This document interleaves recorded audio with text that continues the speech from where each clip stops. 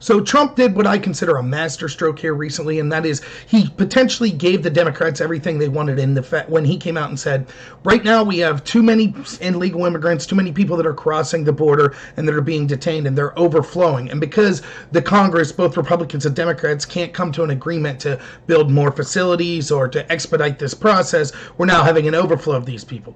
The Democrats are saying that we have to be humane to these people. They're great. They're better than Americans. Some Democrats are saying they commit less crimes. They're a boon for the economy. And so Trump's saying, okay, that's fine. If you're going to hold this process hostage and say we need to accept all of these illegal immigrants and that it's a great thing for us, then we'll just send them to these sanctuary cities. And predictably, because we know that these Democrats don't believe their own lies, and again, this isn't saying all Democrats, but the ones in positions of leadership, they're now howling about it. So you see people like Pelosi and other top Democrats that are saying, this is just Trump trying to foster division and dump people on all these sanctuary cities. We saw Cory Booker said that this would create hardships for these cities. You see people like Cher that's in this picture on Tucker Carlson that said, wait a minute, we can't take care of the people in our own places, in our own cities. Yes, that's exactly right. And what this is you see this often with progressives, particularly those in positions of power. They constantly prescribe prescriptions for people knowing that they won't have to live with the effects of it. So they say climate change, all of you, it's all you plebes, you need to change the way you live. Yes, we can fly in our private jets. Yes, we don't have to take the subway. Yes, we could have multiple houses and drive sports cars. You see it with redistribution of wealth. Oh, the millionaires are all terrible people, the 1% are terrible. But when Bernie's a 1%er, or where Pelosi's a 1%er, etc., then it's all good. That's good. And you see it in places like immigration and the idea of diversity. They're all for illegal immigration. They're all for saying these people are great. The illegal immigrants are a net benefit to the country, as long as they're being sent to places in rural Pennsylvania or flyover country. But when you're talking about putting them in their cities, let alone their communities, why don't we see these illegals being placed in places like Martha's Vineyard or other high-level communities where only the wealthy live? As soon as you start to suggest things like that, all of a sudden it's, oh, wait a minute, it'll destabilize our community. So I thought this was a really good video that shows just that. Now, Tucker Carlson's going to talk to a Democratic strategist named Richard Goodstein. Richard's actually someone I think is very smart. He's on Tucker quite often, and he usually makes some good points. But I think you'll see how in this interview, even him, the facade is falling. And you can see that all these Democrats know that this is a lie, that actually illegal immigration does come with a lot of problems. This isn't to say that these illegal immigrants can't be great people. They can't be honest people just seeking a better way of life. That could be the case. But the role of our government is to look out for our people first. And the lies often told that, no, there's no crisis at the border. We saw that occurring over and over. Now we see the numbers almost doubling, 100,000 something people being apprehended. Now we are admitting, well, yeah, okay, there is a crisis at the border, after the Democrats and their media mouthpieces have told us for years, no, that's all a lie. Trump's saying now it's, well, yeah, there is a crisis, but somehow it's Trump's fault anyways. And when Trump offers to give them exactly what they say they want, now they say, no, this is somehow cruel and it's not wanted. And so the facade's falling, and this isn't just some random unintelligent Democrat person. This is someone that I find usually to be quite intelligent. And so I think it's worth looking at this video and exactly what he says when Tucker's going to question him on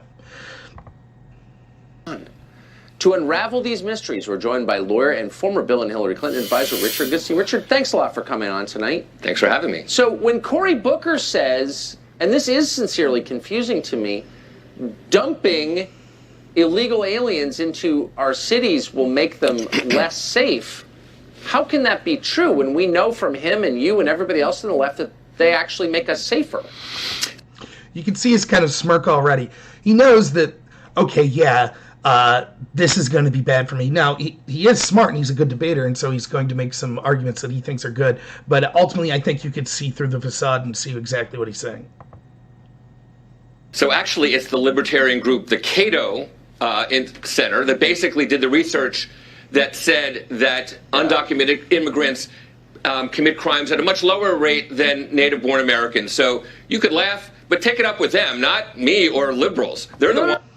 Three things to say about this. One, yes, the Cato Institute does say that, but it's funny to see liberals now using a libertarian think tank to make their arguments. And anything else the Cato Institute says, particularly the need to, basically what the libertarian perspective and the Cato Institute perspective is, sure, we should take all this cheap labor. We should have almost infinite immigration, but we shouldn't have a welfare state. And that's actually something that could theoretically be possible. Don't give out welfare, not just to immigrants, but also to people in the United States. If there is no welfare system, then only the people that work get paid, and we should have the best workers from around the world. That's basically what the Cato Institute's saying. So they do a bunch of studies. The second thing to say about this study is that actually it's a poor study, because what it did was it takes numbers specifically from local municipalities. So it'll take, for example, a county in Texas or a county in New Mexico, and it shows that proportionally in that county there were more arrests for local-born populations than there were for immigrants or illegal immigrants. However, federal numbers show that when it comes to federal crimes, we actually see that that number is much higher actually for illegal immigrants.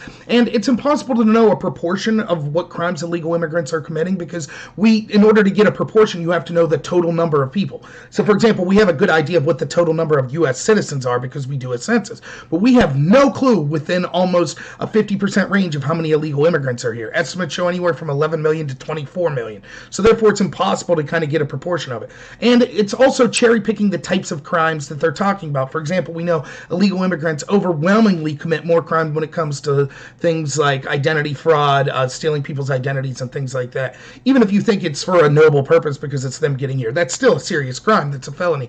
So they're only talking about a very specific slice of crimes. And again, it's just using local municipality numbers, not the more federal numbers, which I think would be a more complete access. Third, I think it's funny to see the left make these type of arguments where now all of a sudden we could look at demographics and say, these demographics commit more crimes than others. If I was to cite, for example, FBI or local crime statistics that say things like young black males commit more crimes statistically than young Hispanic males or young Asian males or young white males, etc., that would be deemed racist, and they would say, no, that's because, of prejudice and law enforcement and things like that. So it's I don't have a problem citing the facts. I'm just saying I think these facts are superseded by more federal statistics. I just find it funny when the Democrats counter their own narrative. Now all of a sudden it's okay to say certain demographics commit less crime than others. So that's worth pointing out.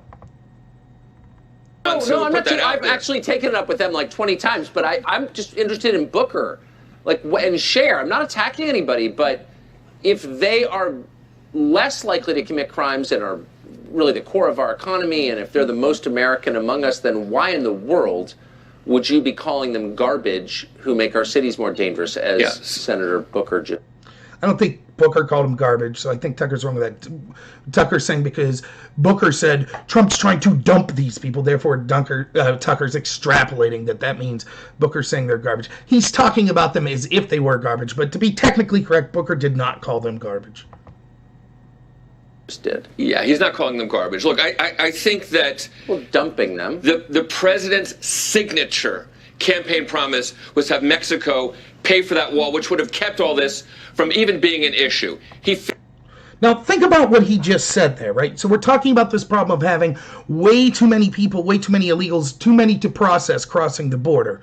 And therefore now there's a surplus of them, and Congress hasn't been able to. In fact, you actually saw the Democrats proposing lowering the number of facilities and beds.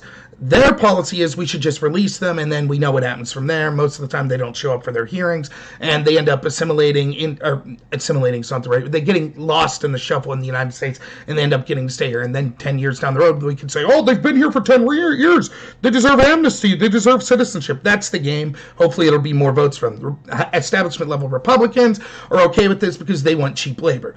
And who suffers? Well, the regular citizens, particularly those at the lower economic class that are doing low-skilled labor right now. They're the ones whose wages are being driven down the most, in addition to the exorbitant amount of resources that these illegals tend to use more than the average American because they're coming in at the lowest rung of poverty and skill levels. Now, it's funny to see, that's the argument, that there's not enough room for these people. Now we see Goodstein, someone who's argued against the wall, say, well, if Trump would have got Mexico to pay for the wall, this could have all been solved. In other words, the wall would have worked. That's what he's saying. Had we had the wall, we wouldn't have this surplus of people. So if that's the problem, then it's literally just a question of, we as Democrats understood the wall would work, and we just lied. And if Mexico would have paid with it for it, we would have been fine with it. So in other words, they're now quibbling over $15 billion or whatever it would have cost to build the wall. But you see Goodstein here admitting, yes, it would have been effective. So all of this argument is how the wall would be immoral, the wall would be ineffective, that we heard people like Pelosi and all these Democrats make, those were all lies. And we knew it was lies because ICE told us specifically about how the walls were effective in the areas that they're already there. And we know that Pelosi and Schumer and others have voted for similar barriers and walls in the past. Therefore, they didn't believe that they were immoral. But it's nice to see a Democratic strategist who's a pretty intelligent person saying, well, had the wall been up in the first place, we'd have never been in this issue.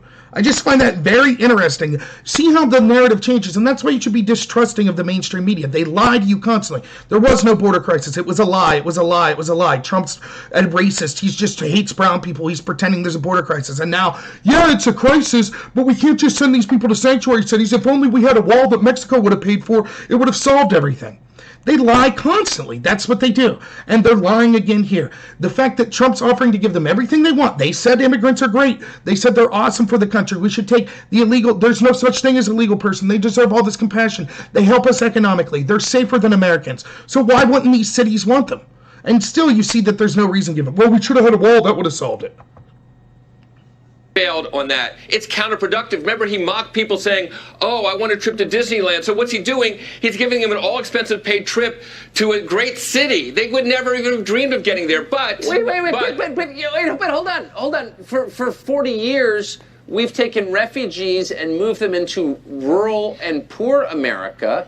Why wouldn't we move them into Pacific Heights in San Francisco? And why don't we move them? No, I'm sincere. Instead of every time they come, they go to the Mahoning Valley, or they go to Bethlehem, PA, or they go to Lewiston, Maine. Why don't we send them into our zip code and into Nantucket? I'm not joking. Because I think what President Trump is talking about is sending thousands of people with no job, no family connections, no resources, and then having them go into a community where they have no roots, no nothing. So of course, if you send to, that's exactly what Trump and all of his supporters have been complaining about. Now, do you see the arrogance here? No, they can't come into my community. I mean, are you really suggesting sending thousands of people with no connection to my area, no family roots, that don't speak the language, that don't have resources? Do you really think it's a good idea to send them to my wealthy community? Well, of course not. He's right to be upset about that. The schools his children go to would then have to accommodate all these. The hospitals that he goes to and his family goes to would now have to accommodate all this. There would have to be housing, low-income housing be put up in his neighborhood. All of the problems that come, and it's not that these people are inferior because they are American. That's not it at all. It's that it's hard to assume. If I was to try to move to a country that I didn't speak the language and I didn't have any education level and had no connection to, I would bring a lot of problems with me. I'd need a lot of government help. I would need a lot of local help. And it would be a drain on the resources wherever I went. He understands this quite clearly. And so do all the Democrats that are complaining about sending these people to their cities. They understand, yes, this would be a drain. There are costs to this. But they're dishonest about it. And they didn't care because their policy was send them to flyover country. Send them to these rural places. Send them to low-income places that we never have to deal with. In other words, make people in already low-income areas such as rural areas or inner-city areas that are low-income areas, make them deal with the problems. Make them deal with the social cost. We, in our gated communities, that's unfair to expect us to have the burden. Even though that they're always the ones going on about the idea of privilege, right? They're more privileged than any of the people in these areas that, like he says, Bethlehem, Pennsylvania, or the Mahoning Valley, where the immigrants have been moved to, or these illegals have been moved to. So it just goes to show the hypocrisy, the arrogance, and the double standard. And this is constantly the case. You see with a lot of these progressive issues, like I was saying. The rules, yes, leave the plebes, leave those in rural Pennsylvania, leave those in inner cities that have low income. They are the ones that have to deal with the brunt of these problems, whether it be climate change, whether it be redistribution of wealth, whether it be accepting of diversity or illegal immigrants. It's always the poor and the middle class that have to pay for it. Us wealthy, no.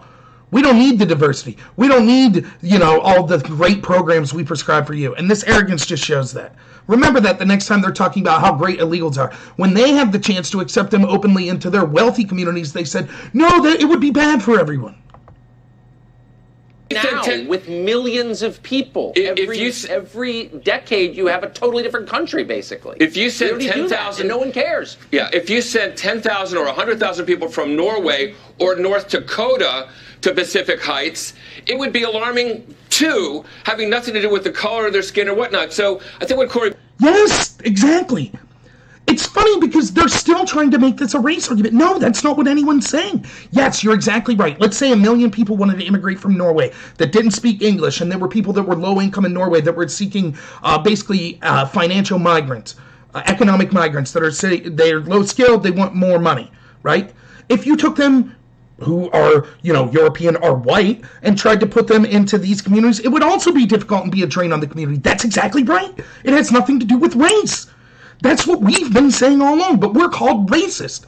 So Goodstein feels it's not racist for him to say, no, you can't just move these people into our communities, into the wealthy communities or into the sanctuary cities. That's not fair. It would be a drain on those cities. And it would be difficult for those immigrants coming in to assimilate. That's what he's saying. Yes, but he had no problem when it was all these places that he didn't have to deal with. It is not about race, and it's never been about race. He's making the exact point that people like Tucker and me and other Trump supporters have been making all along, and he doesn't even realize it. Booker says it's almost undeniable. You're making my argument. Wait, hold on. Wait a second. You're making my argument, and God bless you for doing it. I believe what you just said, and I agree with it. It's not about race.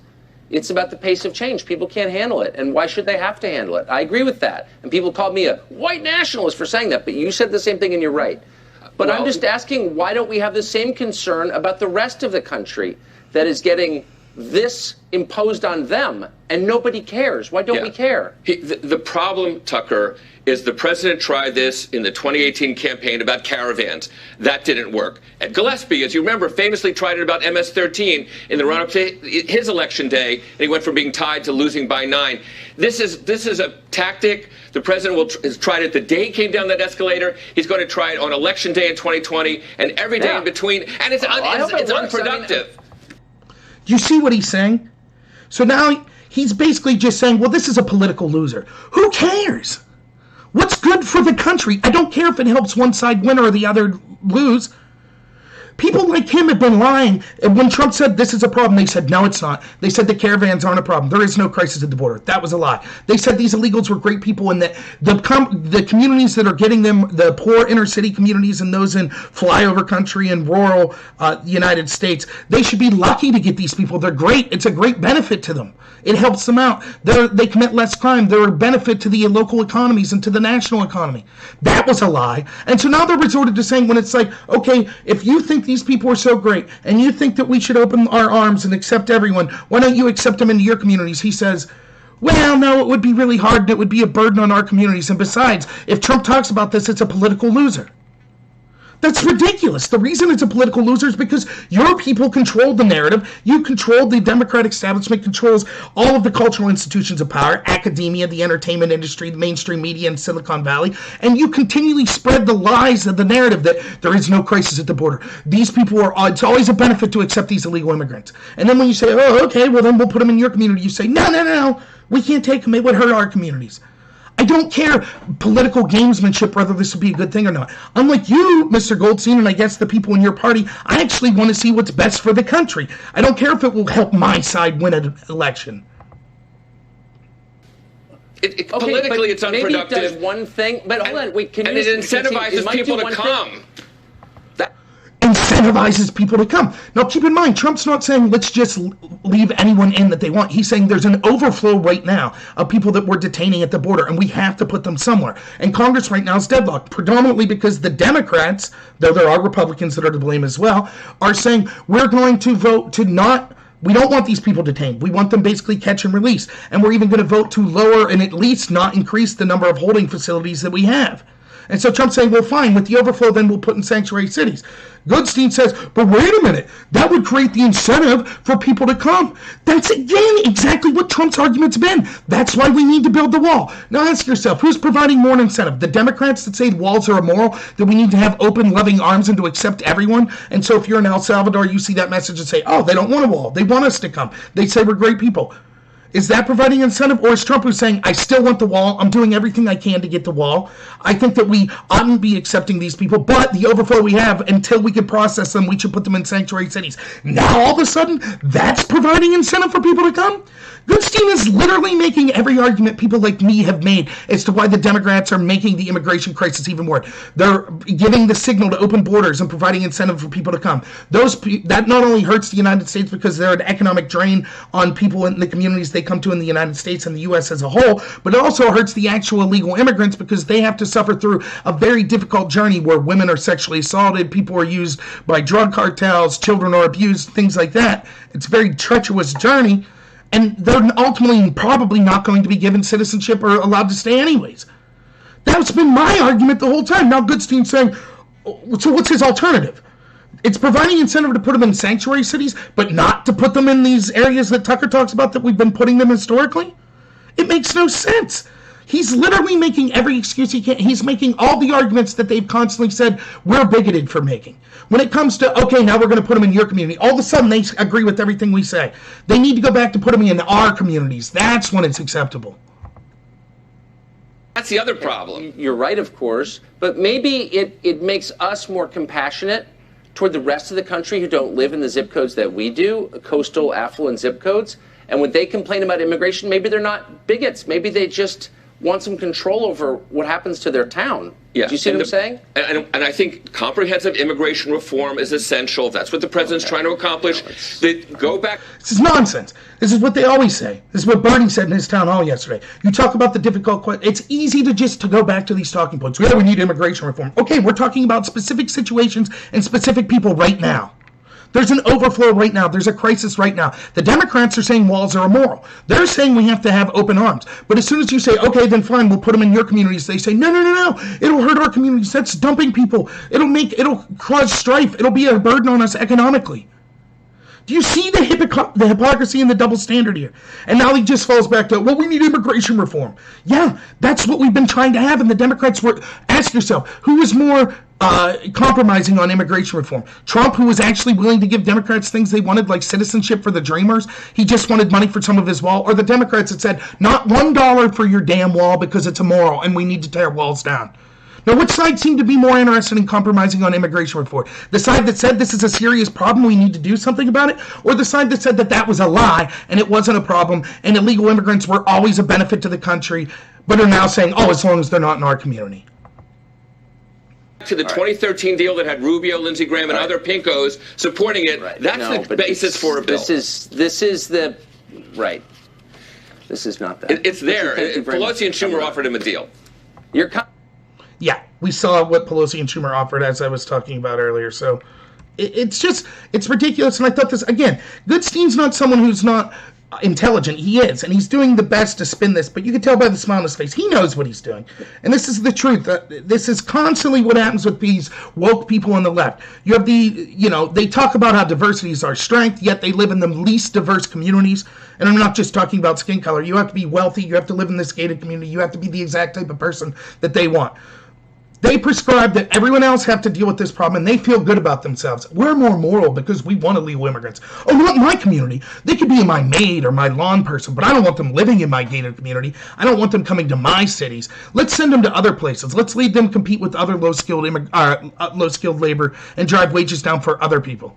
It's absurd. And this whole clip shows this is the mentality of the Democratic Party, at least the people in charge in the Democratic Party. They are hypocrites. They know that it's not racist to be worried about having a mass influx of these people, and they say it is anyways. They did not care about the crisis at the border. They did not care about accepting all these illegal immigrants until it was potentially going to directly affect them by being in their neighborhoods. So, hey, if you like this video, please like and subscribe. Recommend me to some other people. I'll be putting some new content out in the future, and I should be doing live streams from now Thursday, at least most Thursdays on my buddy Drone Tech's channel, so look forward to that. So, thanks, everyone, and have a good one.